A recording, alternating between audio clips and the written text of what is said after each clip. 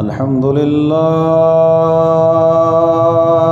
نحمده ونستعينه ونستغفره ونعوذ بالله من شرور أنفسنا ومن سيئات أعمالنا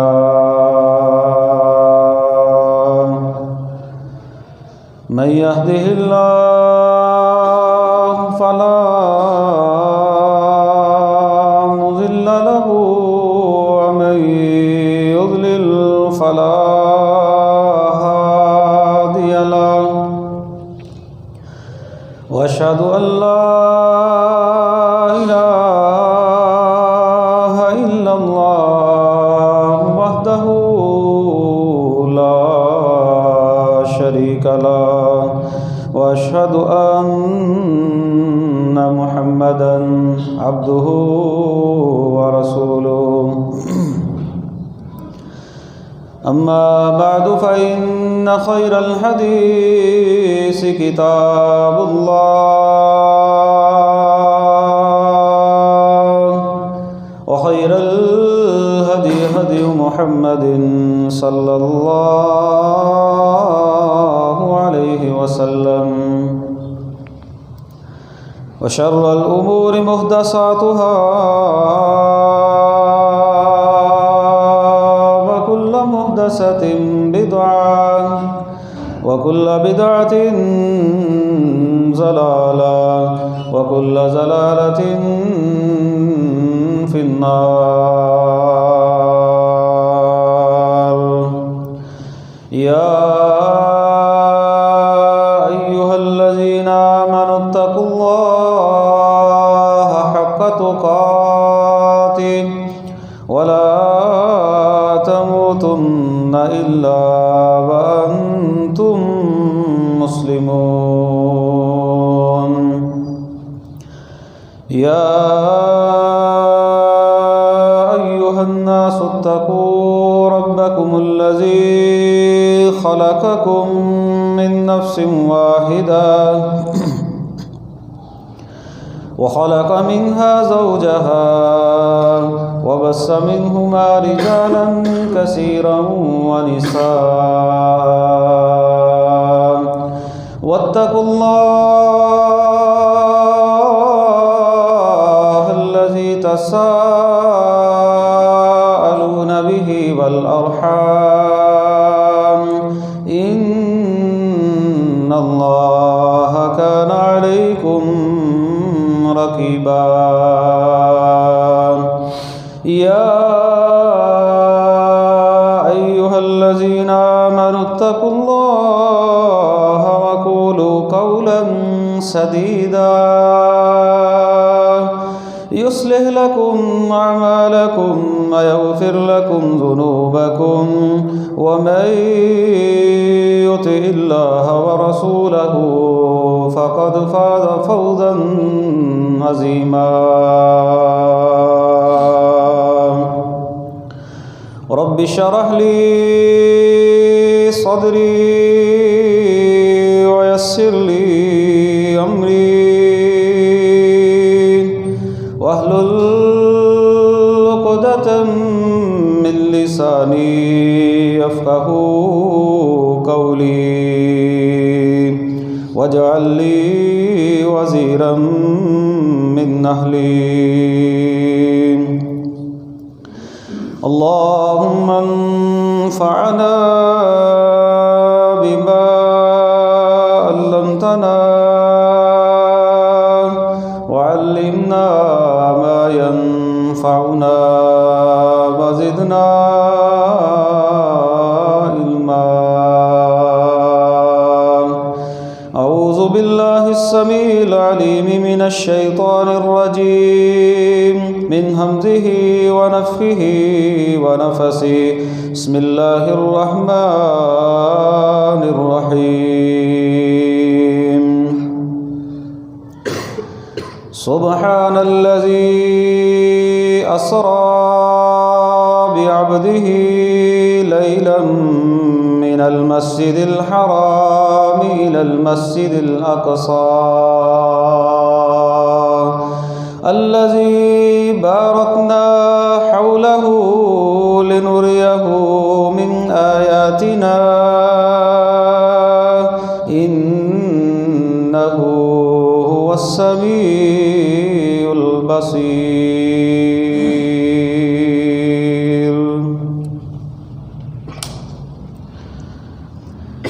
ہر قسم کی حمد و ثنا، بڑائی، کبریائی، یکتائی، بادشاہی، شہنشاہی اللہ رب العالمین کی ذات کے لیے خاص ہے، جو علی کل شیء قدیر ہے، فعال لما یرید ہے، ہر چیز پر وہ قادر ہے، جو وہ چاہتا ہے وہ کرتا ہے۔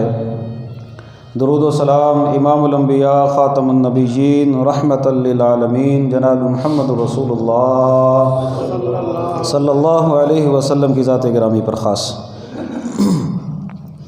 بخشش و رحمت کی دعا صحابہ کرام، اہل بیت، تابع نظام، اولیاء کرام، محدثین نظام اور بزرگان دین کے لیے۔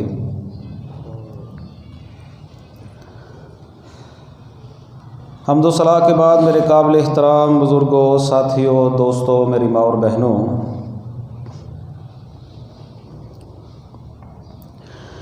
نبی پاک صلی اللہ علیہ وسلم کے معجزات میں سے ایک بہت بڑا معجزہ جو ہے وہ معراج کا معجزہ ہے۔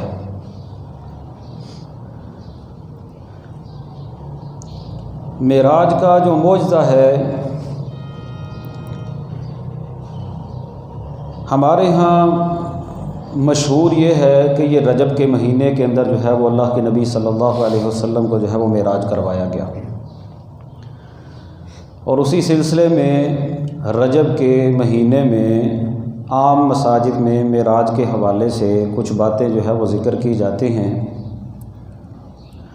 کچھ دوستوں نے مجھے بھی کہا، اسی سلسلے میں انشاءاللہ میں بھی آج معراج کے حوالے سے چند گزارشات آپ کے سامنے جو ہے وہ رکھوں گا۔ ماحول کے اعتبار سے محدثین میں، مورخین میں اس مسئلے میں اختلاف ہے کہ نبی پاک صلی اللہ علیہ وسلم کو معراج جو ہے وہ کب کروایا گیا۔ اس کی صحیح تاریخ کا علم جو ہے وہ قرآن و سنت میں جو ہے وہ نہیں ہے۔ یہ بات مسلم ہے کہ نبی پاک صلی اللہ علیہ وسلم کو معراج کروایا گیا۔ کسی نے کہا کہ نبی پاک کو معراج ہجرت سے 6 ماہ پہلے کروایا گیا، کسی نے لکھا ہے کہ 11 ماہ پہلے کروایا گیا، کسی نے لکھا ہے کہ 1 سال پہلے کروایا گیا، کسی نے لکھا ہے 1 سال 2 ماہ پہلے کروایا گیا، کسی نے لکھا ہے کہ 10 نبوی میں کروایا گیا، کسی نے رمضان کا لکھا ہے۔ تو گویا کہ یہ مختلف اقوال ہیں معراج کے حوالے سے، لیکن ہمارے ہاں چونکہ یہ رجب کا جو قول ہے یہ زیادہ جو ہے وہ مشہور ہے کہ 26-27 رجب کو نبی پاک صلی اللہ علیہ وسلم کو جو ہے وہ معراج کروایا گیا۔ یہ بات قرآن و سنت کے دلائل سے سمجھ آتی ہے کہ جس وقت نبی پاک صلی اللہ علیہ وسلم کو معراج کروایا گیا اس سے پہلے امی ختیجہ رضی اللہ تعالی عنہا کا جو ہے وہ انتقال ہو چکا تھا، اور نبی پاک صلی اللہ علیہ وسلم کے چچا ابو طالب کا بھی انتقال ہو چکا تھا۔ امی ختیجہ رضی اللہ تعالی عنہا کا جو انتقال ہے یہ 10 نبوی رمضان کے مہینے میں ہے، نبوت کے 10ویں سال رمضان کے مہینے میں، اور پھر اس کے چند دن بعد نبی پاک صلی اللہ علیہ وسلم کے چچا ابو طالب کا بھی جو ہے وہ انتقال ہے۔ تو سمجھ یہ آتی ہے کہ نبی پاک صلی اللہ علیہ وسلم کو جو معراج کروایا گیا ہے نا، یہ مکی زندگی کا اخیر ہے تقریباً۔ ادھر نبی پاک صلی اللہ علیہ وسلم کو یہ تکلیف تھی، یہ غم تھا کہ نبی پاک کی بڑی غمخوار زوجہ ام المومنین امی ختیجہ رضی اللہ تعالیٰ عنہ کا جو انتقال تھا نا، آپ صلی اللہ علیہ وسلم اس پر بڑے غمگین تھے۔ یہ نبوت سے پہلے نبی پاک صلی اللہ علیہ وسلم کی جو ہے وہ زوجہ بنی، اور ان کا بڑا ایک کردار ہے نبی پاک صلی اللہ علیہ وسلم کی دعوت اور تبلیغ کے کام میں، اور خصوصاً پہلی زوجہ تھی۔ پھر آپ صلی اللہ علیہ وسلم کے غم خوار چچا ابو طالب کا بھی جو ہے وہ انتقال ہو چکا تھا۔ نبی پاک صلی اللہ علیہ وسلم بڑے غمگین تھے۔ اس سے پہلے نبی پاک صلی اللہ علیہ وسلم کے دادا عبد المطلب کا بھی انتقال ہو چکا تھا۔ تو یہ پے در پے جو ہے وہ غم جو تھے نبی پاک صلی اللہ علیہ وسلم کو انہوں نے پریشان کیا ہوا تھا۔ آپ صلی اللہ علیہ وسلم اللہ کی رضا پر راضی تھے لیکن غمگین تھے، اور یہ کوئی منع بھی نہیں شریعت کے اندر بندہ غم خوار ہو جائے، آنسو نکل آئیں، غم آ جائے، اسی اللہ کی رضا پر راضی رہنا یہ بھی دین کا ایک حصہ ہے۔ اور پھر ادھر مکی زندگی کے اخیر میں طائف والوں نے جو نبی پاک صلی اللہ علیہ وسلم کے ساتھ کیا تھا، آپ کو جو پتھر مارے تھے، نبی پاک صلی اللہ علیہ وسلم کا جو ہے وہ لہو مبارک جو ہے وہ بہہ گیا تھا، اس سے بھی آپ پریشان تھے۔ اللہ رب العالمین نے نبی پاک صلی اللہ علیہ وسلم کو اوپر اپنے پاس آسمانوں پر بلوایا، اور آپ صلی اللہ علیہ وسلم کی شان کے جو لائق تکریم اور عزت تھی نا، اللہ نے وہ دی کہ اگر زمین والے آپ کو تنگ کر رہے ہیں نا اور آپ پریشان ہیں، تو آپ کے غم کو دور کرنے کے لیے اللہ رب العالمین نے نبی پاک صلی اللہ علیہ وسلم کو جو ہے وہ معراج کروایا تھا۔ اور معراج سے پہلے آپ صلی اللہ علیہ وسلم کے سینہ اطہر کو بھی جو ہے وہ چاک کیا گیا تھا، جسے شق صدر کہتے ہیں۔ نبی پاک صلی اللہ علیہ وسلم کے دل مبارک کو نکال کر سونے کے تھال میں رکھ کے زمزم کے ساتھ دھویا گیا، اس میں حکمت و دانائی جو ہے وہ بھر دی گئی، پختگی کر دی گئی، تر و تازگی جو ہے وہ کر دی گئی۔ کیوں؟ ایک تو ہو سکتا ہے کہ وہ جو پیچھے پریشانیاں تھیں ان کو دور کرنے کے لیے، اور اس سے پہلے بھی نبی پاک صلی اللہ علیہ وسلم کا شق صدر ہو چکا تھا، اور ایک آنے والے حالات کے لیے، کیونکہ مکی زندگی میں جو تکالیف تھی، مدنی زندگی کے اندر آ کر نبی پاک صلی اللہ علیہ وسلم کو جنگوں کا سامنا بھی کرنا پڑا تھا، بڑی پریشانی تھی۔ تو آپ صلی اللہ علیہ وسلم کو جو معراج کروایا گیا، یہ بات تو مسلم ہے، طے شدہ ہے کہ آپ صلی اللہ علیہ وسلم کو جب معراج کروایا گیا اس وقت امی ختیجہ کا انتقال ہو چکا تھا۔ یہ اس کے بعد کا واقعہ ہے، مدنی زندگی کا نہیں ہے، مکی زندگی کا واقعہ ہے، اور تقریباً اخیر مکی زندگی کا جو ہے یہ واقعہ ہے۔ اب آئیے دوسری بات جو معراج کے حوالے سے جو ضروری ہے، جو سمجھنے والی ہے، وہ یہ ہے، معراج کے حوالے سے لوگوں کے ہاں کچھ لوگوں نے تو نبی پاک صلی اللہ علیہ وسلم کے اس معجزے کا انکار کر دیا۔ ایک گروہ ایسا بھی ہے جو اللہ کے نبی کو جتنے معجزات ملے ہیں نا، ان کی کوئی نہ کوئی تعویل کر دیتا ہے۔ انہوں نے اس معجزے کی بھی تعویل کی۔ وہ کہتے ہیں، یہ جو قرآن میں آتا ہے نا، مسجد حرام سے لے کر مسجد اقصیٰ تک کا سفر کروایا گیا، اس مسجد اقصیٰ سے مراد مسجد نبوی ہے، اور یہ جو سفر ہے نا، اس سفر سے مراد ہجرت کا سفر ہے، حالانکہ جو صریحاً جو ہے وہ قرآن و سنت کے جو ہے وہ خلاف ہے، کیونکہ معراج کے متعلق اللہ رب العالمین نے کہا لیلا من المسجد الحرام، راتوں رات اللہ رب العالمین نے نبی پاک کو کیا کروایا؟ معراج کروایا۔ جبکہ جب ہجرت کا جو آغاز اور ابتدا تھا نا، ہجرت کی جو ابتدا ہے وہ تو سورج سر پہ تھا، دن کے وقت جو ہے وہ نبی پاک صلی اللہ علیہ وسلم کی ہجرت کا جو ہے وہ آغاز ہو رہا ہے، اور ہے کہ ان کی یہ بات مسجد حرام سے لے کر مسجد اقصیٰ تک کا جو سفر، مسجد اقصیٰ سے مراد مسجد نبوی ہے، اور یہ آپ لوگ جانتے ہیں کہ مسجد نبوی نبی پاک صلی اللہ علیہ وسلم نے مدینے میں آ کر تعمیر کی تھی، جبکہ یہ واقعہ کون سا ہے؟ مکی زندگی کا واقعہ ہے۔ تو یہاں سے بھی ان کا جو ہے وہ جھوٹ جو ہے وہ ثابت ہوتا ہے، سیدھی سیدھی ایک بات ہے۔ اور ایک گروہ نے پتہ کیا کہا؟ ایک گروہ نے یہ کہا کہ نبی پاک صلی اللہ علیہ وسلم کو یہ جو معراج ہے نا، یہ نیند کی حالت میں کروایا گیا، خواب میں۔ ان لوگوں کو بھی جو ہے وہ غلط سمجھ لگی۔ صحیح بات یہ ہے کہ نبی پاک صلی اللہ علیہ وسلم کو جو معراج کروایا گیا ہے نا، وہ بیداری کی حالت میں آپ کے جسم اور روح کے ساتھ جو ہے وہ کروایا گیا ہے۔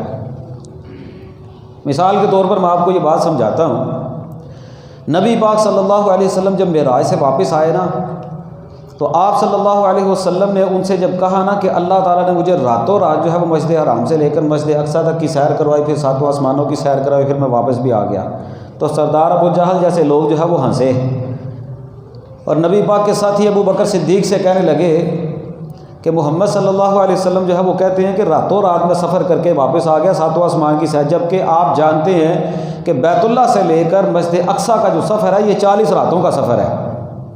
یہ وہ سمجھتے تھے اس بات کو کہ یہ سفر جو ہے وہ 40 راتوں کا 40 دنوں کا سفر ہے، جبکہ وہ کہتے ہیں کہ راتوں رات میں واپس بھی آ گیا، میں وہاں پر گیا بھی۔ اگر یہ نیند کی حالت کی بات ہوتی نا تو نبی پاک صلی اللہ علیہ وسلم کی احادیث میں بہت سارے ایسے واقعات ہیں جو نبی پاک نے خود بیان کیا کہ مجھے اللہ نے خواب میں دکھایا۔ بڑے واقعات ہیں نبی پاک صلی اللہ علیہ وسلم کے کہ اللہ نے مجھے رات کو خواب میں یہ دکھایا۔ آپ صلی اللہ علیہ وسلم صحابہ سے خواب پوچھتے، اگر صحابہ کو نہ آیا ہوتی آپ اپنا کوئی خواب جو ہے وہ صحابہ کو جو ہے وہ بتلا دیتے۔ اگر یہ خواب کی بات ہوتی تو پھر کافر اتنا تعجب نہیں کرتے، نہ ہی کافروں کو خواب کے اوپر کوئی اعتراض تھا۔ اچھا اگر یہ بات خواب کی ہوتی تو پھر اس میں معجزہ کون سا ہے؟ خواب میں تو ہم میں سے کوئی بھی بندہ پتہ نہیں کہاں کہاں پہنچ جاتا ہے۔ رات کو بندہ دیکھتا ہے میں بیت اللہ کے اندر تھا، رات کو بندہ دیکھتا ہے میں مسجد نبوی میں تھا، رات کو بندہ دیکھتا ہے کہ میں جو ہے وہ جنت میں تھا، میں مسجد اقصیٰ میں تھا۔ خواب ہے نا، خواب تو کوئی بھی آ سکتی ہے۔ تو اگر یہ بات خواب کی تھی تو پھر ان کو اتنی جو ہے وہ ان کے لیے کوئی اتنی عجیب بات نہیں تھی۔ اگر خواب ہوتا تو وہ مان لیتے، کوئی بات نہیں بھائی خواب آیا۔ لیکن یہ جو بات تھی یہ بیداری کی حالت میں تھی۔ یہ جو معجزہ ہے نبی پاک صلی اللہ علیہ وسلم کا، یہ بیداری کی حالت میں روح کے ساتھ کروایا گیا ہے۔ اور پھر دیکھیں اللہ نے اس واقعے کو بیان کرنے سے پہلے اس آیت کریمہ میں جو میں نے آپ کے سامنے تلاوت کی ہے نا، وہ پتہ کیا ہے؟ اللہ فرماتے ہیں سبحان الذی اسری بعبدہ، 15ویں پارے کی پہلی آیت ہے۔ اللہ فرماتے ہیں پاک ہے وہ ذات، سبحان ہے وہ، پاک ہے وہ ذات، اسری بعبدہ، جس نے سیر کروائی اپنے بندے کو، جس نے سیر کروائی اپنے بندے کو۔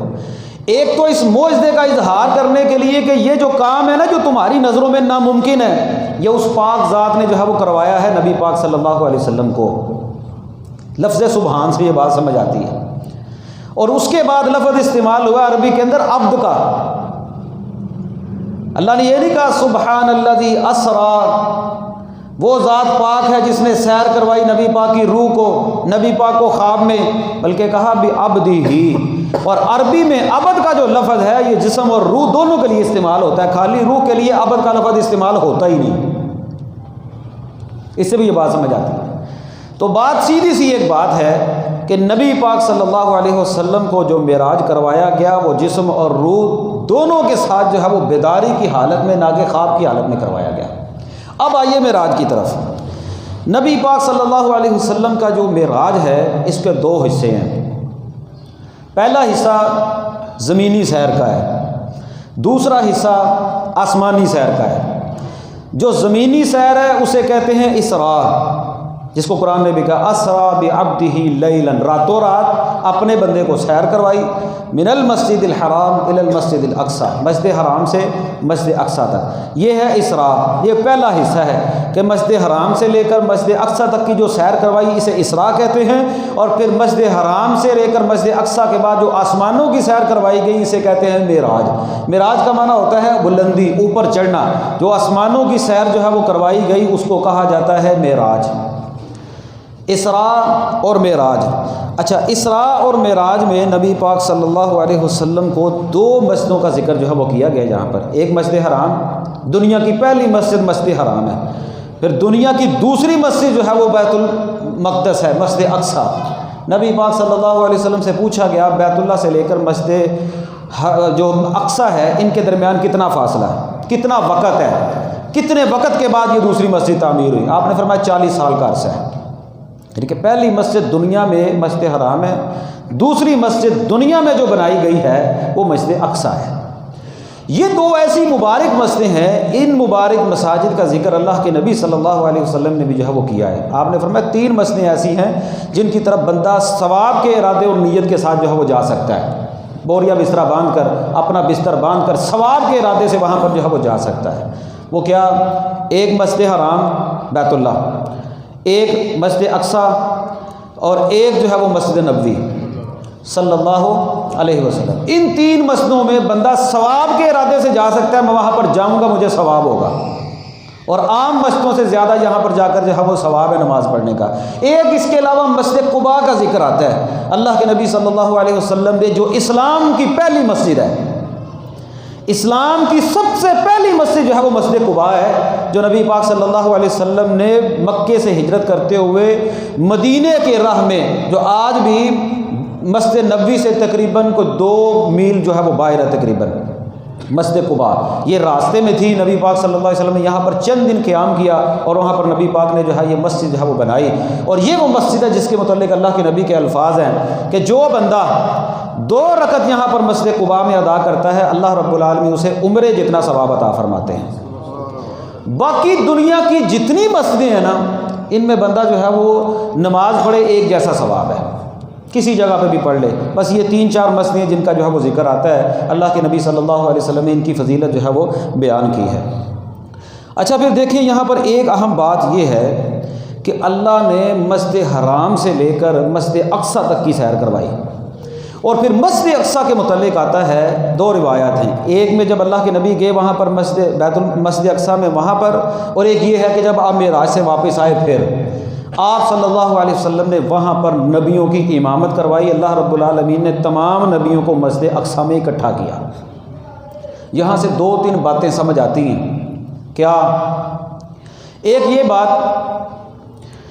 کہ یہ جو اللہ کے نبی صلی اللہ علیہ وسلم کے ساتھ اللہ نے نبیوں کو اتارا اور اللہ نے نبی پاک صلی اللہ علیہ وسلم کو آگے کروایا اور امامت کی نبیوں کی، ایک بات تو یہ سمجھ آ گئی کہ آپ نبیوں کے امام ہیں، جس کی وجہ سے آپ کو امام الانبیاء کہا جاتا ہے، اور آپ خاتم النبیین ہیں۔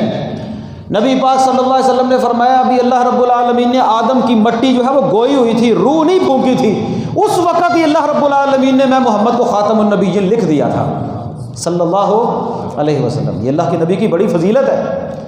اور پھر اتنے نبیوں کی موجودگی میں بڑے بڑے برگزیدہ پیغمبر اور نبی موجود ہیں، لیکن نبی پاک صلی اللہ علیہ وسلم نے نبیوں کی امامت کروائی۔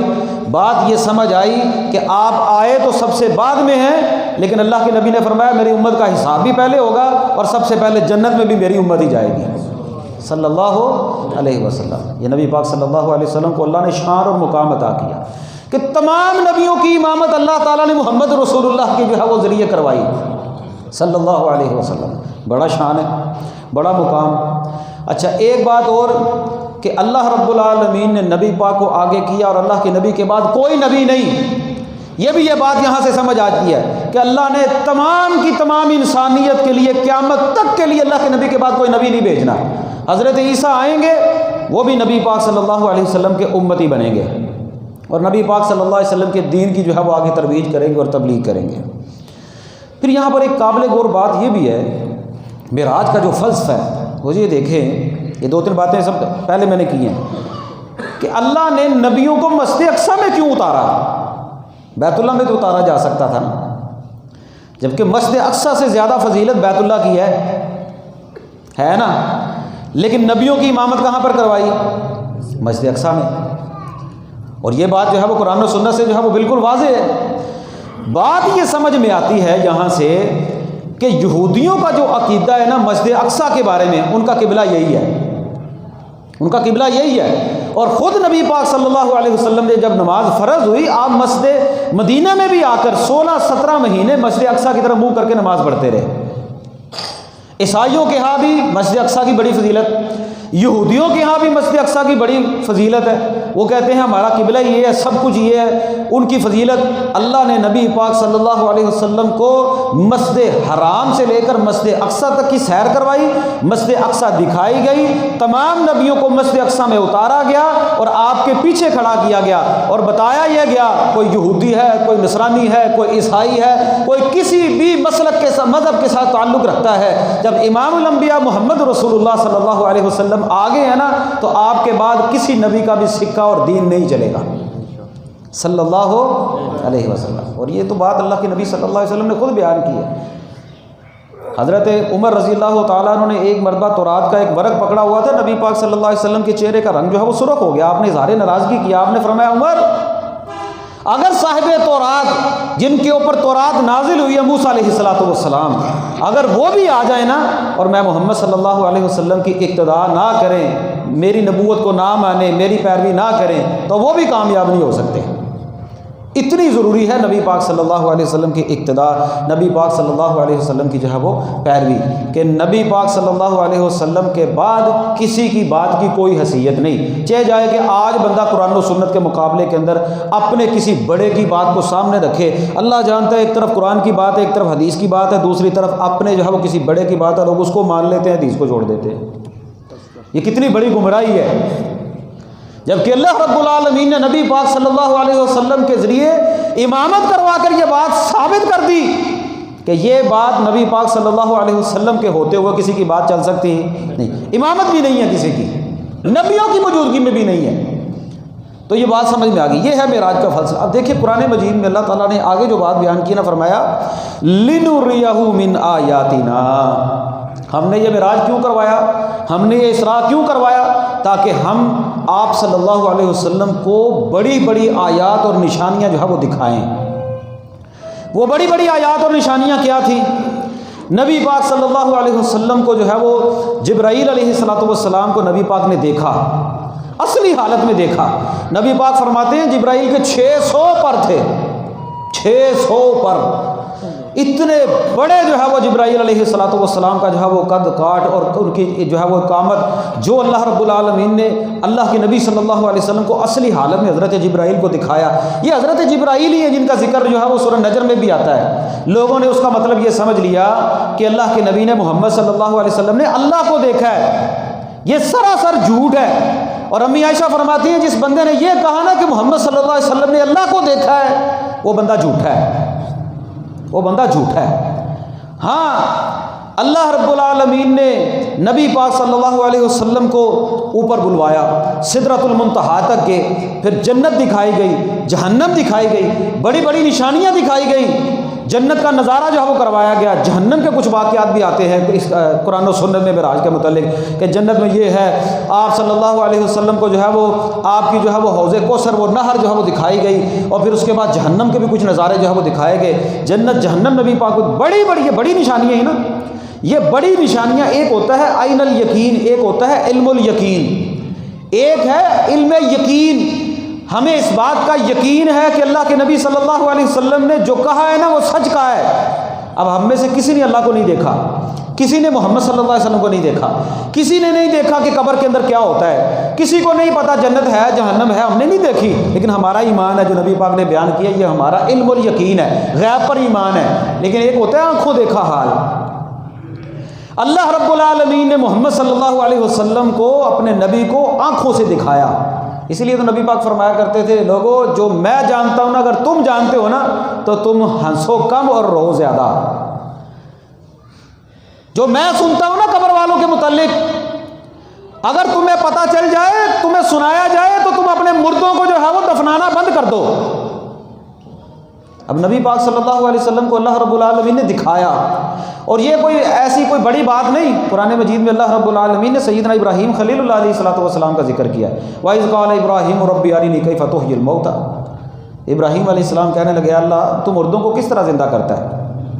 اللہ نے کہا اَوَلَمْ تُؤْمِنْ، ابراہیم آپ کا ایمان نہیں؟ کہا ایمان تو ہے، لِتَطْمَئِنَّ قَلْبِي، ذرا تو آنکھوں سے دیکھنا چاہتا ہوں، ذرا دل اور زیادہ مطمئن، یہ نہیں کہ دل مطمئن، ایمان تھا لیکن آنکھوں سے دیکھنا چاہتا ہوں۔ اللہ نے کہا 4 پرندے لیں، ان پرندوں کو جو ہے وہ ذبح کریں، ان کے ٹکڑے کریں، ان کو جو ہے وہ پہلے اپنی طرف جو ہے وہ صدا لیں، آپ کی طرف، آپ کی آواز پر وہ آپ کی طرف آنا شروع ہو جائیں، پھر ان کے ٹکڑے کریں، مختلف پہاڑوں پر رکھ دیں، جب رکھیں گے پھر ان کو اپنی طرف بلائیں۔ ابراہیم علیہ السلام نے بلایا تو اللہ رب العالمین نے جو ہے ان کو حکم دیا، وہ اڑ کر جو ہے وہ سیدنا ابراہیم کے پاس آ گئے۔ یہ دوسرے رکوع میں 3 پارے کے جو ہے وہ سورۃ البقرہ میں جو ہے یہ واقعہ موجود ہے۔ اب یہ عین الیقین تھا، اللہ رب العالمین نے جو ہے وہ آنکھوں سے دکھایا، اپنی آنکھوں سے دیکھ لیجئے، اور ہمارا تو ایمان ہے۔ اور بعض مورخین نے لکھا ہے کہ حضرت عزیر کے متعلق وہ واقعہ ہے جو قرآن میں اس سے پہلے بیان ہوا ہے۔ کہنے لگے ان ٹوٹی پھوٹی بستیوں کو، یہ جو برباد ہوگی، یہ جو ختم ہوگی، ان کو کون زندہ کرے گا؟ او کالذی مر علی قریۃ وہی خاویۃ علی عروشها قال ان یحیی هذه الله بعد موتها، ان کو کون زندہ کرے گا ان کی موت کے بعد؟ اللہ نے کہا 100 سال کے لیے سلا دیا۔ ایک ان کے پاس گدھا تھا، کھانا تھا، جب اٹھے نا، کو دن کا وقت تھا، اس وقت سوئے ہوں گے، جب اٹھے تو اس وقت کو سورج غروب ہو رہا تھا، جب اٹھے اللہ نے کہا گدھا کدھر ہے؟ گدھا دیکھا تو بکھرا پڑا، ہڈیاں پڑی ہیں ساری کی ساری ادھر، کھانا کی طرح کھانا تر و تازہ ہے، میرے اللہ کی مرضی ہے نا، جو چیز خراب ہونے والی ہے اس کو صحیح رکھ دیا، کوئی فریج نہیں ہے، کوئی ایسا جو ہے وہ منظر نہیں ہے، یا کوئی ایسی سہولت نہیں ہے فریجوں میں جس طرح ہم لوگ سنبھال لیتے ہیں، کوئی ایسی سہولت نہیں۔ اللہ رب العالمین نے کھانے کو صحیح رکھا۔ جو گدھا کسی نہ کسی صورت میں باقی رہ سکتا، کھانا کھا کے لمبی عمر ہو سکتی ہے، وہ مر گیا۔ حضرت عزیر کو اللہ نے سلا دیا، جب اٹھے تو گدھا بکھرا پڑا ہے۔ اللہ نے کہا حکم ہوا، آنکھوں کے سامنے ہڈیاں اکٹھی ہونے کے بعد گوشت چڑھ گیا، دیکھتے ہی دیکھتے جو ہے وہ گدھا سامنے کھڑا ہو گیا۔ یہ وہ منظر ہے جو اللہ رب العالمین جو ہے وہ ہم نے بھی دیکھنا ہے انشاءاللہ۔ ایک وقت آئے گا، اللہ فرماتے ہیں کہ ہم لوگوں کو قبروں سے اٹھائیں گے کأنہم جراد منتشر۔ ٹڈیاں نہیں ہوتی، ٹڈیاں جس طرح زمین سے نکلتی ہیں، وہ ایک دم سے اتنی ہزاروں کی تعداد کے اندر جو ہے وہ نکل آتی ہیں، ایسے بندے زمین سے قبروں سے جو ہے وہ نکلیں گے۔ خیر آنکھوں سے تو اللہ رب العالمین نے دکھا دیا نا کہ یہ لتطمئن قلبی تھا، یہاں پر فرمایا لنریہ من آیاتنا۔ یہ معراج کا جو فلسفہ ہے یہ اس لیے تھا، اللہ فرماتے ہیں تاکہ ہم مجھ کو ہے لنریہ من آیاتنا، اپنی نشانیوں سے، بڑی بڑی نشانیوں سے نبی پاک صلی اللہ علیہ وسلم کو جو ہے وہ کچھ دکھائیں۔ یہ معراج کا فلسفہ ہے بنیادی۔ اللہ کے نبی صلی اللہ علیہ وسلم کو آیات اور نشانیاں دکھائی گئی، بڑا سفر تھا، 7 آسمانوں کی سیر کروائی گئی، نبیوں سے ملاقات تھی، سدرۃ المنتہا تک گئے، جنت دکھائی گئی، جہنم دکھائی گئی، اور یہ سارا منظر اللہ رب العالمین نے دکھایا۔ اور پھر اسراء میں مسجد اقصیٰ میں نبی پاک صلی اللہ علیہ وسلم کو امامت کا شرف جو ہے وہ بخشا گیا، اور پھر اس پہ کئی ایک سبق جو میں نے آپ کے سامنے بیان کیے ہیں۔ معراج میں نبی پاک صلی اللہ علیہ وسلم کو مہمان نوازی بھی کی گئی۔ مہمان نوازی یہ اللہ کی بھی سنت ہے، نبیوں کی بھی سنت ہے، اور خود نبی پاک صلی اللہ علیہ وسلم کی بھی سنت ہے۔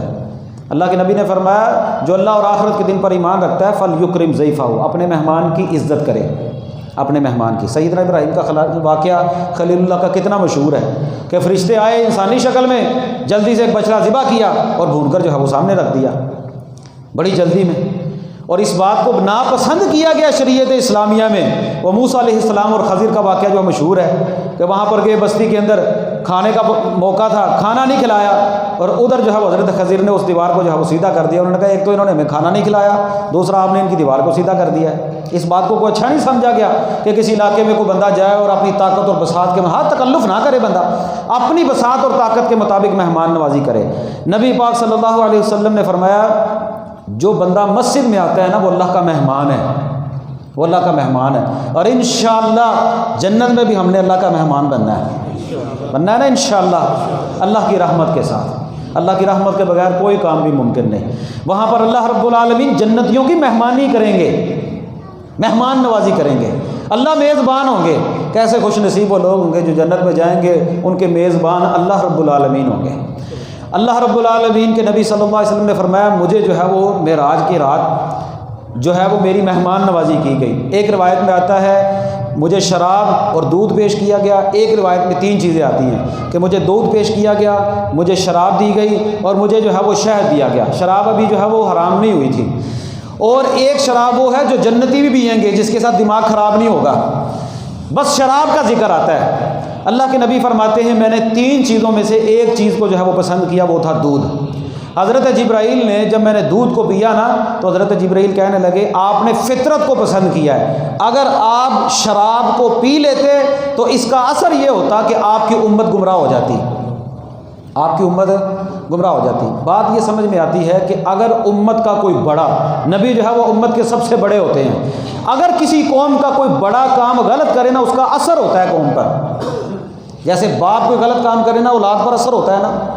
بتلایا یہ جا رہا ہے، حالانکہ نبی پاک نے اس کو پسند ہی نہیں کیا، شراب کو ہاتھ نہیں لگایا، لیکن بتایا یہ جا رہا ہے آپ نے دودھ پیا ہے، آپ نے فطرت کو پسند کیا، دودھ فطرت ہے۔ جب پیدا ہوتا ہے بچہ سب سے پہلے اللہ رب العالمین جو ہے وہ ماں کے ذریعے دودھ میں اس کی خوراک رکھی ہے، اللہ نے ماں کے ذریعے۔ پیدا ہونے سے پہلے دودھ کی خوراک نہیں ہے، پیدا ہونے کے فوراً بعد دودھ کی خوراک ہے، اور پھر دودھ فطرت ہے، اور اللہ رب العالمین کی پہچان ہوتی ہے بندہ دودھ پیے نا، اور اللہ نے قرآن میں اس کو بیان کیا ہے کہ کس طرح ایک کالے رنگ کی جو ہے وہ گائے ہے، گوبر اور لید کے درمیان جو ہے وہ اللہ رب العالمین نے جو ہے وہ جو تم چارہ ڈالتے ہو اس کے درمیان ہرے رنگ کا چارہ وہ کھاتی ہے، اور گوبر ہوتا ہے اس کے درمیان اللہ رب العالمین تھنوں سے جو ہے وہ سفید رنگ کا دودھ پیدا کر دیتے ہیں۔ سبحان اللہ ہے، انسان پہچانے نا تو اللہ رب العالمین کی پہچان ہو جاتی ہے انسان کی، کون ہے آخر، کون ہے جو اس دودھ کو پیدا کرتا ہے؟ کھاتی وہ ہرے رنگ کا ہے اور دودھ وہ سفید رنگ کا دیتی ہے، جبکہ اس کا اپنا رنگ سیاہ رنگ کا ہے۔ بھینس کا دودھ پیتے ہیں نا ہم لوگ، اللہ کرے سانو خالص لب جائے۔ فطرت ہے نا، فطرت، وہ فطرت اللہ کے نبی کو فرمایا آپ نے فطرت کو پسند کیا۔ اگر آپ شراب پیتے تو آپ کی امت گمراہ ہو جاتی۔ اور پیارے بھائیو، اللہ کا شکر ہے اللہ کے نبی صلی اللہ علیہ وسلم نے فطرت کو پسند کیا ہے۔ ابھی آپ نے دودھ پیا ہے، امت محمدیہ کا یہ حال ہے جو آپ کے سامنے ہے۔ ہماری جو حالت ہے نا، ابھی اللہ کے نبی نے دودھ پیا ہے، ملاوٹ ہم کرتے ہیں، جھوٹ ہم بولتے ہیں، فراڈ ہم کرتے ہیں، دھوکہ ہم دیتے ہیں۔ ہر وہ کام جو پہلی امتوں کے اندر جن قوموں کی وجہ سے، جن کاموں کی وجہ سے اللہ نے قوموں کو برباد کر دیا نا، ہر وہ برا کام امت محمدیہ کے اندر موجود ہے کہ نہیں ہے؟ فحاشی، عریانی، بدکاری، لوٹ مار، دھوکہ، چوری، ڈاکہ اور پتہ نہیں کون کون سے گناہ، ماپ تول میں کمی، کھانے پینے کی کوئی چیز خالص ہے ہی نہیں، دھوکہ دہی، دین کے نام پر ڈاکو، کوئی چیز نہیں بچی۔ ابھی اللہ کے نبی نے دودھ پیا ہے۔ حضرت جبرائیل کہتے ہیں اللہ کے نبی اگر آپ شراب پیتے تو آپ کی امت گمراہ ہو جاتی، ابھی آپ نے دودھ پیا، امت کا یہ حال ہے۔ اس کا اثر دیکھیں کتنا اور کتنا، کہ اگر شراب پی لیتے تو امت کا کیا حال ہوتا۔ ایک مہمان تھی، مہمان نوازی تھی، اگر حلال تھی تو اللہ رب العالمین نے جو ہے وہ کی نا۔ خیر، اللہ کے نبی صلی اللہ علیہ وسلم فرماتے ہیں اللہ رب العالمین نے جو ہے وہ میری مہمان نوازی کی، اور مہمان نوازی میں نے جو ہے وہ دودھ کو، فطرت کو پسند کیا۔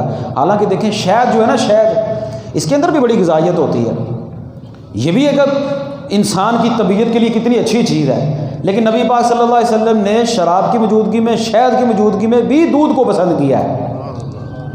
دودھ فطرت ہے۔ پھر اس کے بعد دیکھیں معراج کا جو ایک فلسفہ یہ بھی ہے کہ معراج میں جس مقصد کے لیے اللہ رب العالمین نے جو ہے بنیادی ایک مقصد معراج کا یہ بھی تھا، اللہ نے اپنے پاس نبی پاک کو بلوایا اور نبی پاک صلی اللہ علیہ وسلم کو جو ہے وہ تحفہ دیا۔ اچھا، ہم میں سے کوئی بندہ کسی کے لیے، ہر ایک بندہ ایک جیسا نہیں ہوتا، ہر ایک بندہ، ہم میں سے ہر ایک بندے کی حیثیت اپنی اپنی ہوتی ہے، کوئی بندہ خاص ہوتا ہے، کوئی بندہ خاص نہیں ہوتا۔ کسی کے لیے بندہ زیادہ تکلف کرتے ہوئے کوئی تحفہ لے کے جاتا ہے، کسی کی شادی پر، کسی کی مجلس میں، اپنی طاقت کے مطابق ہم میں سے ہر کوئی بندہ اپنے کسی خاص کے لیے تحفہ لے کے جاتا ہے نا۔ اللہ رب العالمین کے لیے نبی پاک کتنے خاص تھے صلی اللہ علیہ وسلم، کہ نبیوں کی امامت بھی کروائی، اور پھر جب اپنے پاس بلوایا نا تو اللہ نے نبی پاک کو تحفے دیے، 3 تحفے دیے، 3 تحفے، کھانے پینے کی شکل میں نہیں تھے، 3 تحفے دیے۔ پہلا تحفہ اللہ کے نبی فرماتے ہیں اللہ رب العالمین نے فرمایا کہ جو بندہ میری امت میں سے شرک نہیں نہ کرے گا اور اسی حالت کے اندر توحید کے اوپر وہ مر گیا، اللہ رب العالمین اس کے کبیرہ گناہوں کو معاف کر دیں گے۔ یہ ایک بہت بڑا انعام ہے، بہت بڑا۔ اس کی تفصیل کا وقت نہیں ہے کہ کوئی یہ نہ سمجھے کہ بھئی ہم نے کلمہ پڑھ لیا، اب ہم کچھ کریں یا نہ کریں، ہم نے توحید کے اوپر مر جانا ہے۔ یہ توحید کے اوپر مرنا بھی اللہ کا انعام ہے۔ وَلَا تَمُوتُنَّ إِلَّا وَأَنْتُمْ مُسْلِمُونَ، یہ ایک الگ ٹاپک ہے، جو ہے وہ تفصیل کا وقت نہیں۔ ایک چیز، دوسری چیز اللہ کے نبی فرماتے ہیں اللہ تعالیٰ نے مجھے جو تحفہ دیا نا، وہ ہے سورۃ البقرہ کی آخری 2 آیات۔ آخری 2 آیات، آمن الرسول بما انزل الیہ من ربہ والمؤمنون کل آمن باللہ وملائکتہ وکتبہ ورسلہ لا نفرق بین احد من رسلہ وقالوا سمعنا واطعنا غفرانک ربنا والیک المصیر لا یکلف اللہ نفسا الا وسعها لها ما کسبت وعلیہا ما اکتسبت ربنا لا تؤاخذنا ان نسینا واخطأنا ربنا ولا تحمل علینا اصرا کما حملتہ علی الذین من قبلنا ربنا ولا تحملنا ما لا طاقت لنا به واعف عنا واغفر لنا وارحمنا انت مولانا فانصرنا علی القوم الکافرین۔ یہ بڑی مبارک آیات ہے، تفصیل کا وقت نہیں، اس کا ترجمہ اپنے گھروں میں اپنی زندگی میں ایک مرتبہ اپنے ہاتھ سے اٹھا کر پڑھ لیں۔ یہ وہ چیز ہے، یہ وہ تحفہ ہے جو اللہ رب العالمین نے آسمانوں پر برا کر نبی پاک صلی اللہ علیہ وسلم کو دیا ہے، اور یہ اتنی مبارک آیات ہیں، کسی مقصد کے لیے بندہ ان کو پڑھ لینا، پڑھتا رہے، اللہ رب العالمین اس بندے کو کبھی نامراد نہیں کرتے۔ اللہ کے نبی فرماتے ہیں جو بندہ رات کے وقت یہ 2 آیات پڑھ لیتا ہے نا، لیلۃ کفتاہ، اس کو ہر چیز سے یہ 2 آیات کافی ہو جاتی ہیں۔ ان دو آیات کی بڑی فضیلت ہے قرآن و سنت میں. ان کو نور کہا گیا ہے کہ یہ نور ہے. ان کو خاص ایک فرشتہ لے کر اترا تھا سورہ فاتحہ کو بھی اور ان دو آیات کو بھی. اور یہ وہ دو آیات ہیں جو اللہ کے نبی صلی اللہ علیہ وسلم کو ساتواں آسمانوں کے اوپر جو ہے وہ بلا کر جو ہے وہ دی گئی تھی. یہ دو تحفے آج لوگ جو ہے وہ یہ کھیر کھا کر، مرنڈا کھا کر، حلوہ کھا کر، لائٹیں لگا کر سمجھتے ہیں نا ہم لوگ معراج ہو گیا ہے. بس اسی کا نام معراج رہ گیا. اور معراج کا مقصد کیا رہ گیا ہے؟ ہماری حالت تو بدلتی نہیں. معراج کون سا پہلی مرتبہ جو ہے بیان ہو رہا ہے. اور تیسرا جو تحفہ بنیادی طور پر جو نبی پاک صلی اللہ علیہ وسلم کو جو خاص تحفہ اللہ نے دیا نا، وہ نماز کا تحفہ ہے. اور پتہ کتنی نمازیں ملی تھی اللہ کو، یہ کتنی پسند ہیں. ہر نبی کے لیے اللہ رب العالمین نے نماز رکھی، ہر نبی کے لیے قرآن نے بیان کیا ہے. انداز مختلف تھے، انداز مختلف تھے. اللہ کے نبی صلی اللہ علیہ وسلم کو اللہ نے اپنے پاس ساتواں آسمانوں کے اوپر بلوا کر 50 نمازوں کا تحفہ دیا. 50 نمازوں کا تحفہ. اور 50 نمازوں کے متعلق جب حضرت موسیٰ کے ساتھ ملاقات ہوئی نا، تو حضرت موسیٰ نے نبی پاک سے کہا ایک تجربے کی روشنی میں. وہ غیب تو نہیں جانتے تھے، اپنی امت کا ایک تجربہ تھا ان کے سامنے کہ میری امت نے یہ نمازیں نہیں پڑھی. ثابت یہ ہوتا ہے کہ اس امت کا بھی یہی حال تھا جو ہمارا ہے. سمجھ ہی آتی ہے کہ حضرت موسیٰ کا جو تجربہ تھا نا وہ بڑا تلخ تجربہ تھا کہ میری امت نے یہ 2 نہیں پڑھی، 2 تھی. آپ کی امت کس طرح پڑھے گی؟ اور حقیقت بات ہے آج بھی لوگ کہتے ہیں کہ نبی پاک جڑے نا 9 5 45 تقریباً 9 پھیرے نبی پاک نے لگائے تھے. ہر پھیرے میں 5 نمازیں کم ہوئی تھی. ہر چکر میں حضرت موسیٰ کے ساتھ بات ہوتی ہے اور یہ بے دین طبقہ وہ کہتے ہیں ایک پھیرا اور لگنا سی، یعنی کہ ساری ختم ہو جاتی. اللہ کے بندوں، اللہ رب العالمین کو یہ اتنی پسند عبادت تھی، اللہ نے 50 رکھی. 50 اور 50 میں سے کم ہو کر جو ہے وہ 5 رہ گئی. جب آخری مرتبہ موسیٰ سے ملاقات ہوئی نا علیہ الصلوۃ والسلام، کہنے لگے ایک اور چکر لگا لیں. اللہ کے نبی کہنے لگے اب مجھے شرم آتی ہے، اب مجھے شرم آتی ہے کہ اللہ نے 5 دی ہیں، اجر 50 والا ہے. 5 نمازیں دی ہیں. اللہ کے نبی فرماتے ہیں مجھے شرم آتی ہے اللہ سے کہتے ہوئے کہ اب کم کریں. ہمیں آتی ہے شرم نہ پڑھتے ہوئے؟ یہ میرے الفاظ نہیں ہے، نبی پاک کہہ رہے ہیں مجھے شرم آتی ہے اللہ سے کہتے ہوئے کہ یا اللہ اب کم کر دے. ہمیں تو نہیں شرم آتی نا، ہم نبی پاک کی امتی ہیں، نبی پاک اپنے کلمہ پڑھا ہوا ہے، پیدائشی مسلمان ہیں ہم لوگ، اسی حالت میں مر جانا ہے. ہاں اسی طرح ٹبروں کے ٹبر، گھروں کے گھر، اسی حالت میں اللہ جانتا بس کلمہ پڑا ہوا ہے، نام کے مسلمان اسی حالت میں مر جاتے ہیں. بھائی ایک ہی نماز ہوتی ہے ان کی، اذان ہوتی ہے، جب پیدا ہوتے ہیں کان میں اذان ہوتی ہے اور جب مرتے ہیں تو نماز جنازہ ہوتی ہے. بس درمیان میں کوئی دین نہیں. ایک نماز ایسی عبادت ہے جو نبیوں کی مشترکہ عبادت ہے. نبیوں کی مشترکہ عبادت. ایک تو اللہ نے ہر نبی کے لیے نماز رکھی اور دوسری سارے نبیوں نے اکٹھے ہو کر جو کام کیا ہے نا وہ صرف نماز ہے. نبی پاک نے نبیوں کی امامت کروائی تھی نا. جب نبی اکٹھے ہوئے تو نبیوں نے روزہ رکھا اکٹھے ہو کر، حج کیا، طواف کیا، کوئی اور نیکی کا کام کیا ہو نہیں. کیا بیان کیا گیا ہے؟ جب نبی اکٹھے ہوئے تو نبیوں نے نماز پڑھی. اور نماز پڑھانے والے کون تھے؟ نبی پاک صلی اللہ علیہ وسلم. اب بھی کسی کو نماز کی اہمیت سمجھ نہ آئے اور وہ سمجھے کہ نماز کے بغیر دین مکمل ہے. اللہ کے نبی نے فرمایا دین کا، اسلام کا جو ستون ہے نا وہ نماز ہے. یہ ستونوں کو نکال دیں، ہاں یہ چھت کھڑی رہ جائے گی، یہ تو گر جائے گی. لیکن ہمارا اسلام تو نہیں گرتا، بڑا پکا اسلام ہے ہمارا، اللہ جانتا ہے، ٹوٹنے کا نام ہی نہیں لیتا. ہم جو مرضی کریں، نماز پڑھنے کو دل ہی نہیں کرتا کسی کا. نبی پاک صلی اللہ علیہ وسلم نے اپنے آخری ایام میں بھی یہی فرمایا تھا، الصلاۃ الصلاۃ وما ملکت ایمانکم.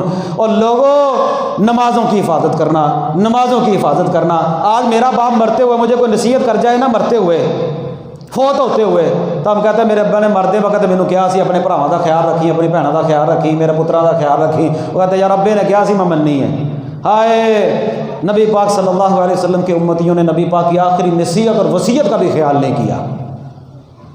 کس منہ سے نبی پاک صلی اللہ علیہ وسلم کے ہاتھوں حوض کوثر پئیں گے؟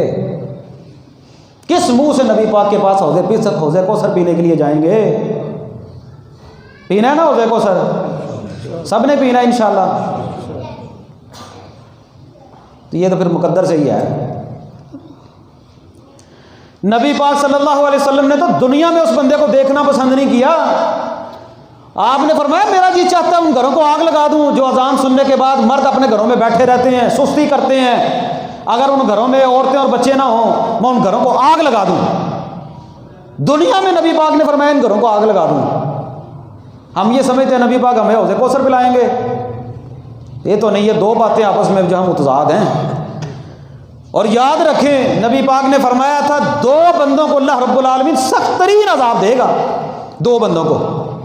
کون کون سے دو بندے ہوں گے؟ ایک وہ بندہ جس کو کسی نبی نے قتل کیا، نبی کے ہاتھوں قتل ہو گیا، اور ایک وہ بندہ جس نے کسی نبی کو قتل کیا۔ جس کو کسی نبی نے قتل کیا، نبی پاک کیا فرما رہے ہیں؟ میرا جی چاہتے ہیں ان کے گھروں کو کیا کر دوں؟ آگ لگا دوں۔ آگ لگنے سے بندہ بچ جاتا ہے؟ کہ آپ نے کیا نہیں کلمے کی برکت کی وجہ سے، یہ کلمے کی برکت ہے، ہم لوگ بھی بچے ہوئے ہیں۔ اتنی ناراضگی ہے، آپ مولویوں کی باتوں کو ایک طرف رکھ دیں کہ نماز پڑھنی ضروری ہے، نہیں پڑھنی نہیں، بس نبی پاک کی اس بات پر توجہ دیں۔ نبی پاک صلی اللہ علیہ وسلم کے ان الفاظ پر غور کریں۔ آپ نے فرمایا میرا جی چاہتا ہے ان گھروں کو آگ لگا دوں اگر ان گھروں میں عورتیں اور بچے نہ ہو، جو اذان ہوتی ہے اذان سننے کے بعد مسجد میں نہیں آتے، بس اتنی سی بات ہے۔ اس کا مطلب یہ ہوا نبی پاک ناراض ہیں؟ ناراض ہیں نا؟ اگر ہم لوگ اذان سننے کے بعد مسجد میں نہیں آتے تو نبی پاک ہمیں حوض کوثر پلائیں گے؟ اتنی یہ بات ہے نا، سوچنے کی بات ہے۔ اللہ کرے کسی کے دل میں میری بات اتر آئے۔ سخت ترین عذاب ہے، یہ قتل کرنے کے مترادف ہے۔ آپ نے فرمایا سخت ترین عذاب ہوگا جس کو کسی نبی نے قتل کیا، یہ قتل کرنے کے مترادف ہے۔ اور قیامت کے دن آپ فرماتے ہیں سب سے پہلے اول ما یحاسب به العبد یوم القیامت الصلاۃ، لوگوں سب سے پہلے نماز کا حساب ہوگا۔ ان صلحت صلح سائر عملی، اگر نماز صحیح ہوئی تو اللہ باقی عملوں کو بھی صحیح کر دے گا، اللہ کسر پوری کر دے گا انشاءاللہ۔ اور اگر ان فسدت فسد سائر عملی، اگر نماز نہ ہوئی عملوں میں تو اللہ باقی عملوں کو بھی برباد کر دے گا۔ ایک عصر کی نماز ہے جس کے متعلق اللہ کے نبی کے الفاظ ہیں۔ آپ نے فرمایا جس بندے نے جان بوجھ کر ایک عصر کی نماز چھوڑی کأنما بطر اہلہ و مالہ، وہ بندہ ایسے ہے جیسے اس کا گھر، مال، اولاد سب کچھ برباد ہو گیا، اس کے پچھلے عمل حابط عمل ہوا، اللہ برباد کر دیتے ہیں۔ آج ہم اس سوچ کے اندر لگے ہیں پتہ نہیں نماز پڑھنی ہے نہیں پڑھنی، ضروری ہے نہیں ضروری، پڑھنی ہے کہ نہیں پڑھنی، نہ پڑھیں۔ کہنا تو کام ہے نا، نہ پڑھیں۔ جنہوں نے نہیں پڑھی، جنہوں نے اللہ کو نہیں مانا، جو اللہ کے سامنے اکڑ گئے، ان کو موت تو نہیں آتی؟ جو لوگ اذان سننے کے بعد مسجد میں نہیں آتے ان کو موت تو نہیں آتی؟ آتی ہے کہ نہیں آتی؟ موت آئے گی، ایک دن آئے گی، اور اس وقت پتہ چلے گا۔ اللہ کے نبی فرماتے ہیں قبر میں جب بندے کو دفنایا جاتا ہے نا، قبر میں اس کو ایسے لگتا ہے جیسے سورج غروب ہو رہا ہے، اور وہ پتہ فرشتوں سے کیا کہتا ہے؟ کہتا ہے ٹھہر جو، چھوڑ دو مجھے میری نماز پڑھ لے دو، میری عصر کی نماز جا رہی ہے۔ نمازی بندہ قبر میں بھی کہے گا مجھے نماز پڑھ لینے دو، اس کی رگوں میں نماز کی محبت رچ چکی ہوگی، اسے پتہ ہے کہ عصر کی نماز کا وقت، سورج جب ڈھل جاتا ہے نا، عصر کی نماز کا وقت شروع ہو جاتا ہے، اور سورج غروب ہونے سے پہلے عصر کی نماز کا وقت ہے، وہ کہے گا ٹھہرو مجھے چھوڑ دو، نماز تو پڑھنے دو۔ وہ کہے گا تو نے جتنی پڑھ لی تھی نا دنیا میں پڑھ لی ہیں، اور جس کو دنیا میں پڑھنے کی عادت نہیں وہ قبر میں کہے گا مجھے میری عصر کی نماز پڑھ لینے دو۔ ہم میں سے بد نصیب کئی ایسے میں جن کو نقشے سے ہی پتہ چلتا ہے عصر کی نماز کا یہ وقت ہے، ورنہ پتہ ہی نہیں عصر کی نماز کا کیا وقت ہوتا ہے۔ عمل برباد ہو گیا، ایسے جیسے وہ بندہ ہر چیز اس کی برباد ہو گئی۔ اور صرف یہیں پر بھی بس نہیں، نبی پاک صلی اللہ علیہ وسلم نے اپنی زندگی کے اندر اتنی جلدی کسی کو بد دعا نہیں دی۔ بڑے بڑے معاملات ہوئے نبی پاک کے ساتھ، لیکن نبی پاک نے کبھی کسی کو اتنی جلدی بد دعا نہیں دی۔ 70 قاریوں کو شہید کیا کہ آپ نے قنوت نازلہ کی، لیکن عام روٹین میں نبی پاک صلی اللہ علیہ وسلم کسی کو بد دعا نہیں دیتے تھے۔ خندق کے موقع پر جب خندق کی کھدائی ہوئی نا، اسلام کی ایک جنگ ہے، خندق کھودتے ہوئے خندق کی کھدائی کے درمیان نبی پاک مصروف تھے، صحابہ مصروف تھے، آپ کی 4 نمازیں چلی گئی، ظہر، عصر، مغرب، عشاء۔ عصر کی نماز جب گئی نا، اللہ کے نبی فرماتے ہیں اے اللہ مالا اللہ بیوتہم وقبورہم نارا، اے اللہ ان کے گھروں کو بھی، ان کی قبروں کو بھی جہنم کی آگ سے بھر دے، ان کی وجہ سے میں محمد کی عصر کی نماز چلی گئی ہے، ان کی وجہ سے میں محمد کی عصر کی نماز چلی گئی ہے۔ ہماری فجر جائے، ظہر جائے، عصر جائے، مغرب جائے، عشاء جائے، نعرے بڑے مارتے ہیں، لائٹیں لگا لی ہیں، معراج کے نام پر کیا بات ہے جی، حلوہ پک رہا ہے، مٹھائیاں تقسیم ہو رہی ہیں، دعوتیں آ رہی ہیں اور جلسے ہو رہے ہیں، نماز نہیں پڑھتے جی؟ نبی پاک کو تو معراج میں جو تحفہ ملا اس کی کیا قدر کی آپ نے؟ نہیں، وہ چھوڑ دیں، وہ مولوی پڑھن مسیتے، وہ بابے پڑھن، آئے ہی بابے ہوں گے پھر ویکھاں گے جدوں دو پڑھنیاں پہن گی تو پڑھ لیں گے، نہیں تو کوئی ضرورت نہیں ہے۔ یہ دھوکہ ہے، یہ اللہ کی قسم جس دن ہماری آنکھیں بند ہوئی نا، یہ اسی دن ہمیں پتہ چل جائے گا، یہ اسی دن پتہ چل جائے گا کہ اذان کی کیا اہمیت تھی، مسجد کی کیا اہمیت تھی۔ آج ادھر سے مسئلہ پوچھ لیا، ادھر سے مسئلہ پوچھ لیا، اپنی مرضی کا نہیں نہ ہوتا، اپنی مرضی کا مسئلہ پوچھنے کے لیے کبھی اس مول سے پوچھ، کبھی اس مولوی سے پوچھ، بس ہمیں گنجائش مل جائے کسی طریقے سے کہ ہم نماز نہ پڑھے، گنجائشیں ڈھونڈتے ہیں۔ فلاں مولوی صاحب کہتے ہیں جی ٹھیک ہے کوئی بات نہیں، فلاں کہتے ہیں جی ٹھیک ہے، مجھے بھی کئی کہتے ہیں۔ وہ اللہ کے بندو، ہمارا کام ہے قرآن و سنت بتلانا، ترغیب دلانا، ورنہ ہم کون سا کوئی اتنا لمبا چوڑا کام کر رہے ہیں دین اسلام کا؟ ایک نماز ہی تو ہے ٹوٹی پھوٹی، وہ بھی نہ بندہ پڑھے اور کہے تم گھروں میں بیٹھ جاؤ، ایک نماز ہی ہے نا، وہ بھی ہم لوگ نہیں پڑھتے۔ مسجدیں خالی پڑی ہیں، گراؤنڈ بھرے پڑے ہیں، سینمے بھرے پڑے ہیں اور بازار بھرے پڑے ہیں، نماز اذان ہو وہ کوئی ضرورت ہی نہیں ہے، اذان کی کوئی اہمیت ہی نہیں مسلمانوں کی نظروں میں۔ اللہ کے نبی صلی اللہ علیہ وسلم کے الفاظ سنیے، میں آپ کو الفاظ سناتا ہوں، سنن دارمی کے اندر الفاظ نوٹ کر لی، حوالہ میرے ذمہ ہے، مسند احمد کے اندر، اور لوگ کہتے ہیں نجات ہو جائے گی بے نماز بندے کی، نبی پاک صلی اللہ علیہ وسلم کے الفاظ سنیے۔ آپ نے فرمایا، عبداللہ ابن عمر اس حدیث کے راوی ہیں، کہتے ہیں من حافظ علیہا کانت لہ نورا و برہانا و نجاتا یوم القیامہ، جو بندہ نماز پڑھتا ہے وہ نماز اس کے لیے نور ہوگی، برہان ہوگی، اس کے لیے نجات کا سبب ہوگی قیامت کے دن۔ ومن لم یحافظ علیہا، جس بندے نے نمازوں کی حفاظت نہ کی، لم یکن لہ نور، اس بندے کے لیے یہ نور نہیں بنے گی، ولا برہان، نہ اس کے لیے کوئی برہان ہوگی، ولا نجاتن، اس بندے کی نجات بھی نہیں ہوگی، ولا نجاتن ولا نجاتن ولا نجاتن۔ اللہ کے نبی کے الفاظ سن لیجئے، مسند احمد کے اندر موجود ہے، سنن دارمی کے اندر موجود ہے، ولا نجاتن، اس بندے کی نجات نہیں ہوگی، نہیں ہوگی۔ فرمایا وکان یوم القیامہ، وہ بندہ قیامت کے دن ما قارون و فرعون و حامان و ابی بن خلف، وہ بندہ قیامت کے دن قارون کے ساتھ، فرعون کے ساتھ، حامان کے ساتھ، ابی بن خلف کے ساتھ، چار چوٹی کے بڑے بڑے کافروں کے ساتھ ہوگا جو بندہ نماز نہیں پڑھتا۔ یہ مسئلے پوچھتے پھرتے ہیں بے نماز بندہ جنت میں چلا جائے گا؟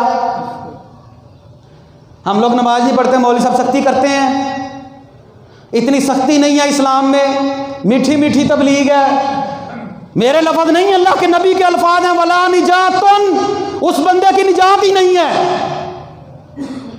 اور ایک حدیث میں آتا ہے جو بندہ نماز پڑھتا ہے ان کو ہلکا نہیں سمجھتا، اللہ اس کو جنت میں داخل کرے گا، یہ اللہ کے ذمے ہے۔ جو بندہ نماز نہیں پڑھتا، اگر اللہ چاہے تو جنت میں داخل کرے گا، اگر اللہ چاہے تو عذاب دے گا، کوئی پتہ نہیں۔ اور یہاں پر فرمایا ولا نجاتن، اس کی نجات ہی نہیں ہوگی۔ اور صرف یہیں پر بس نہیں، اللہ کے نبی صلی اللہ علیہ وسلم فرماتے ہیں ایک رات مجھے خواب کے اندر دو اٹھانے والے آئے، مجھے اٹھا کر جو ہے وہ لے گئے اور مجھے جو ہے وہ سیر پر لے گئے، مجھے لے گئے، لمبا خواب نبی پاک کا۔ آپ نے فرمایا مجھے دو ایسے بندوں کے پاس لے جایا گیا، ایک بندہ ہے اس کو الٹا گدی کے بل لٹایا گیا ہے، ایک بندہ اس کے پاس کھڑا ہے، اس کے پاس ایک بڑا پتھر ہے، اس پتھر کو لے کر وہ بندہ اس بندے کے سر کے اوپر مارتا ہے، اس کا سر جو ہے وہ کچل جاتا ہے، پتھر لڑکتا ہوا دور جا کر گرتا ہے، وہ بندہ پتھر پکڑنے کے لیے جاتا ہے، واپس آتا ہے، اس کا سر پھر ٹھیک ہو جاتا ہے، وہ پھر آتا ہے، پھر اس کے سر کے اوپر جو ہے وہ پتھر مارتا ہے، پھر اس کا سر جو ہے وہ ایسے ٹکڑے ٹکڑے کچری کچری ہو جاتا ہے اور پھر جو ہے وہ قیمہ بن جاتا ہے، جو بھی اس کا جو ہے وہ سلوک ہوتا ہے، پھر وہ پتھر اٹھانے کے لیے جاتا ہے، پھر واپس آتا ہے، پھر دماغ صحیح ہو جاتا ہے۔ اللہ کے نبی فرماتے ہیں میں نے ان پوچھنے والوں سے پوچھا کہ یہ جو بندہ ہے جس نے ایک بندے کو گدی کا بل لٹایا ہوا ہے اور یہ دوسرا بندہ اس کے سر پر پتھر مار رہا ہے، کبھی صحیح ہو رہا ہے کبھی خراب ہو رہا ہے، بتاؤ تو صحیح ان لوگوں کا کیا ماجرا ہے؟ فرمایا اما الرجل الاول الذي اتيت عليه يسلغ راسه بالحجر، اللہ کے نبی صلی اللہ علیہ وسلم یہ جو بندہ ہے نا جس بندے کے پاس آپ آئے تھے، وہ بندے کے سر پر پتھر مار رہا تھا، یہ وہ بندہ ہے جس نے قرآن کو پڑھا تھا لیکن اس کو بھول گیا تھا، اس پر عمل نہیں کرتا تھا اور یہ فرض نماز سے سویا رہتا تھا، فرض نماز سے سویا رہتا تھا۔ فجر کی اذان ہوتی ہے، کہا جاتا ہے الصلاۃ خیر من النوم، الصلاۃ خیر من النوم، تو لفظ زیادہ استعمال ہوئے. ہم لوگ تو نہیں نا سوتے فجر کے وقت، سو لو کتنا سونا ہے؟ ساری عمر پڑی ہے سونے کے لیے. یہ 60-70 سال کی زندگی کوئی زندگی نہیں. اب تو 60-70 تک بھی نہیں جاتا. آپ نے سمجھا میری امت کی اکثریت کی عمریں 60-70 کے درمیان ہوگی. یہ لمبی لمبی امیدیں لگا کر بیٹھا ہوا ہے.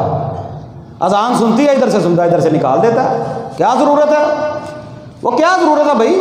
ہمارا تو کام ہے سمجھانا، بتانا، تاکہ دل میں بات اتر آئے. لیکن اللہ جانتا ہے اتنے سخت دل ہو چکے ہیں ہم لوگ، بڑے مناظرے کرتے ہیں. یہ میں دیوبندی ہوں، جو میں بریلوی ہوں، میں سنی ہوں، میں بریلوی ہوں، میں اہل حدیث ہوں، میں اہل حدیث ہوں. نماز چھوڑنے والا اہل حدیث ہوتا ہے؟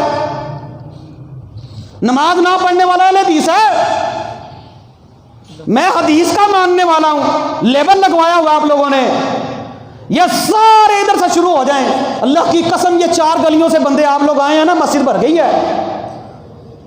مسجدیں کم ہیں، مسجدوں میں جگہ نہ ملے، لڑائیاں کرتے ہیں. یہ کام کرنا ہے کہ نہیں کرنا، یہ کرنا ہے کہ نہیں کرنا. ہمارا مولوی یہ کہتا ہے، ہمارا مولوی یہ کہتا ہے. کوئی مولوی ایسا ہے جو کہتا ہے نماز نہیں پڑھنی؟ اپنے مولوی نہیں مان لو. جو کرنے والا کام ہے وہ نہیں کرنا. اللہ کے بندو سمجھ جاؤ، اب سمجھ جاؤ، یہ سمجھنے کا وقت ہے. ورنہ ایک منہ پر ایسی آتی ہے بندہ سجدہ کرنے سے بھی جاتا ہے. اللہ سب کو شفا دے دے. سمجھ جائیں، نئی زندگی کی شروعات کر لیں، اللہ سے توبہ کر لیں. یا اللہ کچھ بھی ہے مجھے توفیق دے، میں 5 وقت کا نمازی بنوں. اذان ہو تو میرے دل پر اذان اثر کرے. کدی کسی بندے سے کام بھی مکے نے؟ کوئی بندہ ایسا بتائے جو اپنے سارے کام ختم کر کے مرا ہو، اس کی کوئی خواہش نہ ہو.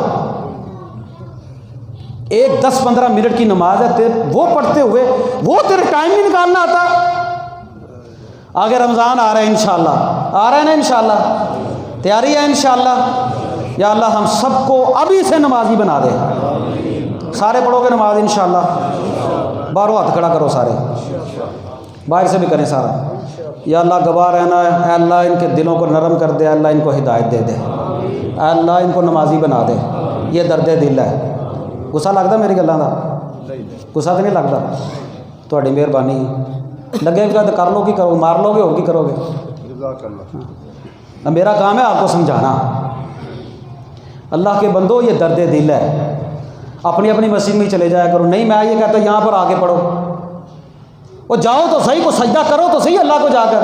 لیکن یاد رکھیں اللہ کی قسم، جب آپ کو چسکا پڑ گیا نا اللہ کے سامنے سجدہ کر کے رونے کا، تو پھر اس جیسی لذت کسی اور چیز میں ہے ہی نہیں. کر کے دیکھ لے. جس بندے کو کوئی پریشانی ہے 5-10 منٹ کا سجدہ کر کے اللہ کے سامنے روئیں.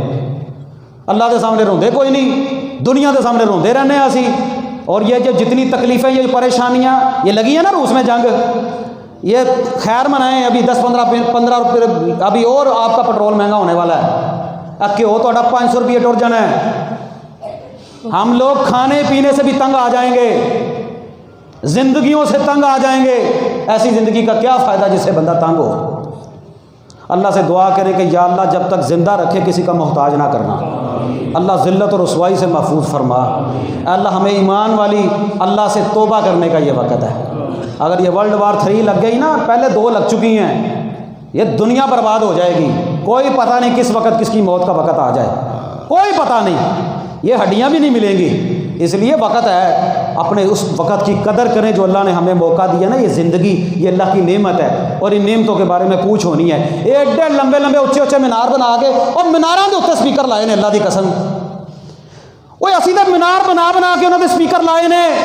ہو سکتا کسی دے کان دے وچ جا کے اذان ہو جائے. کوئی اذان آپ کے کانوں میں چلی جائے، کسی کے کان میں اذان پڑ جائے، کوئی بندہ مسجد میں آ جائے. مسجدیں خوبصورت بن گئی، مینار بڑے بڑے بن گئے، اندر بندے ہی کوئی نہیں. رمضان میں 4 دن آئیں گے، پھر اس کے بعد وہی حال ہے. تو یہ انشاءاللہ آج کے اس خطبے کا جو لب لباب، جو معراج کا جو خلاصہ ہے نا، اور کھیر نہیں کھانی، حلوہ نہیں کھانا.